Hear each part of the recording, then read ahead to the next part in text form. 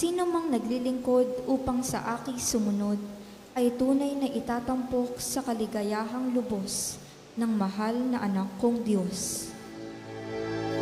Wika mo'y aming dilingin, wika mo'y aming susundin, wika mo'y aming tutupin.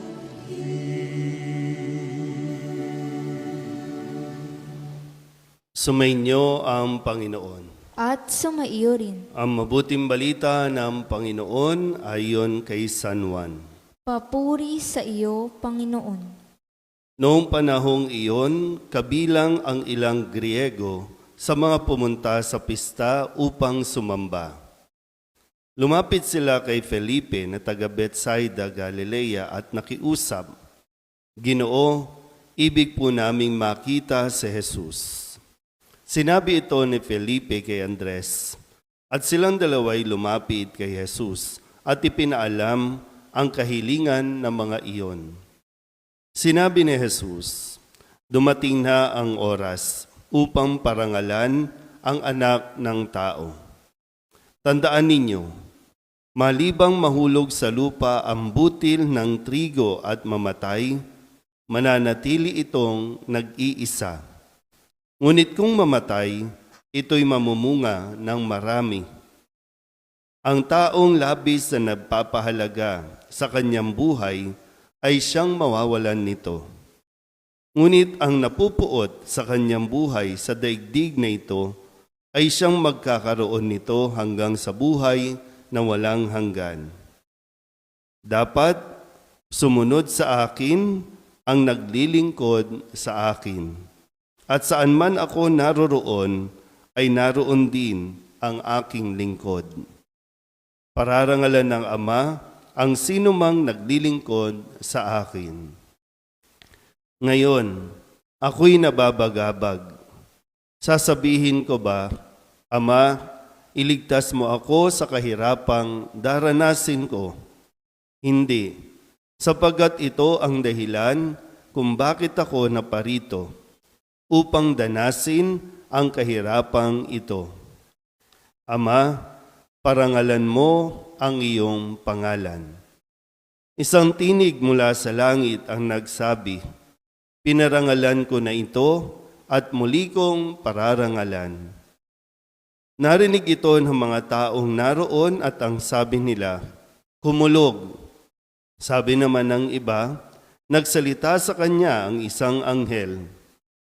Sinabi ni Jesus, "Ipinarinig ang tinig na ito dahil sa inyo, hindi dahil sa akin. Panahon na upang hatulan ang sanlibutan. Itataboy ngayon sa labas ang pinuno ng sanlibutang ito. At kung ako'y maitaas na, ilalapit ko sa akin ang lahat ng tao." Sinabi niya ito upang ipakilala kung paano siya mamamatay. Ang mabuting balita ng Panginoon. Pinupuri ka namin, Panginoong Hesukristo. Umupo po ang lahat. Isang magandang umaga po sa inyong lahat. Ngayon po ay ikalimang linggo ng 40 araw na paghahanda para sa Pasko ng Pagkabuhay. Isang linggo na lang po ang ating hinihintay at nawa ang panawagan sa atin na tayo po ay talagang lubusang maghanda para sa nalalapit na mahalagang pagdiriwang sa atin pong buhay, lalo tigit sa ating buhay pananampalataya. Makikita po natin muli kung ano ang kayang gawin ng Diyos para sa ating kaligtasan. Na siyang binabanggit din sa ating unang pagbasa sa aklat ni Jeremias na ito yung gagawin niyang panibagong pakikipagtipan, pakikipag-ugnayan upang ang tao po ay maligtas at sa pamamagitan niyan ni Jesucristo na siya rin namang ipinahayag o pinaalala sa atin sa ating ikalawang pagbasa sa sulat sa mga Hebreo. Tanging kay Kristo ang kaligtasan. Sa linggong ito, mapapansin niyo po, kahit sa ang simbahan, ang lahat po ng mga imahin, mga santo ay nakataklob na o mayroon na tayong mga nabalutan ng mga imahin upang makapag-focus talaga tayo sa o mailagay natin sa sentro ng atin pong paghahanda. Tanging si Jesus ang kailangan nating samahan. Baka mamaya mag-iisip kayo, bakit si St. Joseph nandiyan dyan, tinakpan niyo si Mama Mary? Exemption dahil magkakaroon po ng pagdiriwang ng kapistahan ni San Jose sa darating na Martes, March 19. Kaya pinararangalan natin at pinaghahandaan din natin. At nawa sa tulong din ni San Jose ay mas mailapit talaga tayo sa atin pong paghahanda.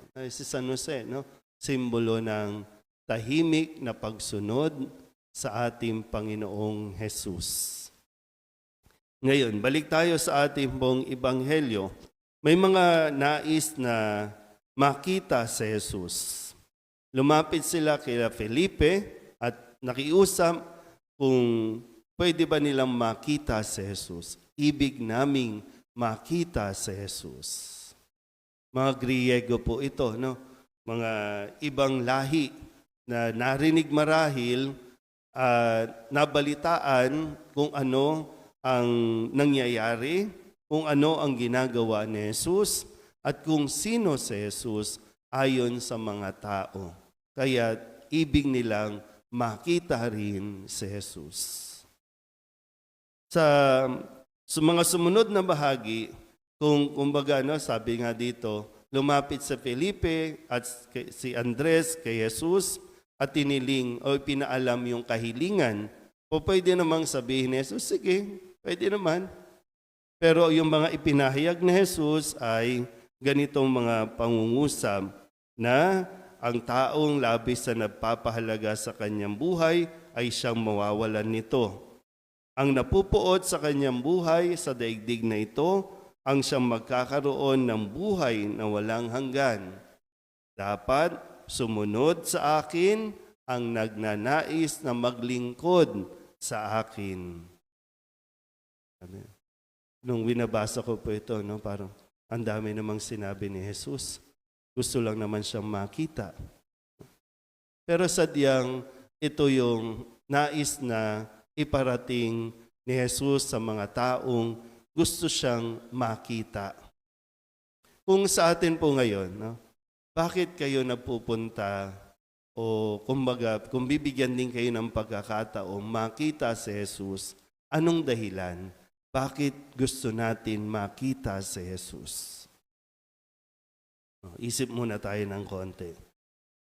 Yung iba sa atin kasi, pag sinabing gusto ko makita si Jesus, naku, mamamatay na ako. Sigurado ka ba kapag namatay ka, makikita mo si Jesus? Sure ka ba dyan? Pero tingnan lang natin sa konteksto din ng ating paghahanda. Kasi, siyempre, titingnan talaga natin si Jesus. Maraming tao ang pupunta para makita si Jesus. Taon-taon yan.